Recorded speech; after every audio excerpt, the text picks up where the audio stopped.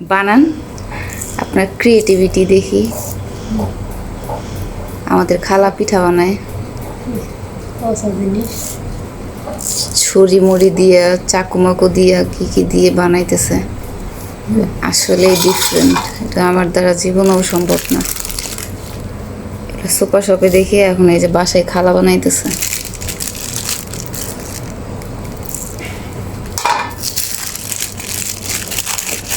তো উড়ে গেল।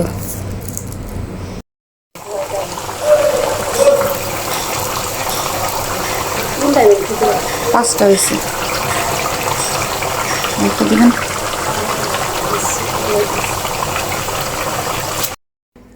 এই যে আমার আজকের বানানো পিঠা, সরি আমি বানাই নাই, এটা হচ্ছে আমাদের খালা বানাইছে আজকে। এত সুন্দর ডিজাইন, নিজের হাতে বানানো, ইটস নট ইজি। আমি জাস্ট অবাক হয়ে গেছি আজকে খালার এই কাজ দেখে।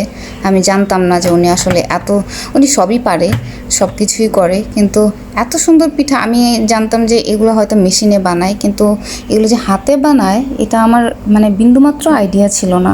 মানে এত সুন্দর। আমি উল্টাপাল্টা করছি, যে আমি প্রথমে ভাজতে যাই, কারণ খালা বানাচ্ছিল, তো আমি না ভাজলে, হেল্প না করলে হচ্ছে তো এটা হবে না। তো আমি প্রথমে বুঝতে পারিনি, ফার্স্ট এটা আমি এই যে পোড়াই ফেলছি।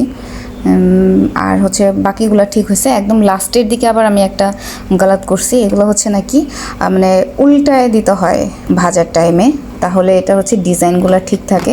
আমার প্রথম দিকে মনে ছিল, বাট আমি আবার লাস্টের দিকে ভুলে গেছি। একদম লাস্ট পার্ট যেটা, ওটাতে খালা এত সুন্দর একটা শাপলা ফুল বানাইছিল, এটা আমি ভেঙে ফেলছি। যাই হোক, আলহামদুলিল্লাহ। এটা মা হচ্ছে বানাইতে বলছিল, যেহেতু মা নাই, বাড়িতে গেছে, তো খালা এই জন্য আজকে বানাইছে।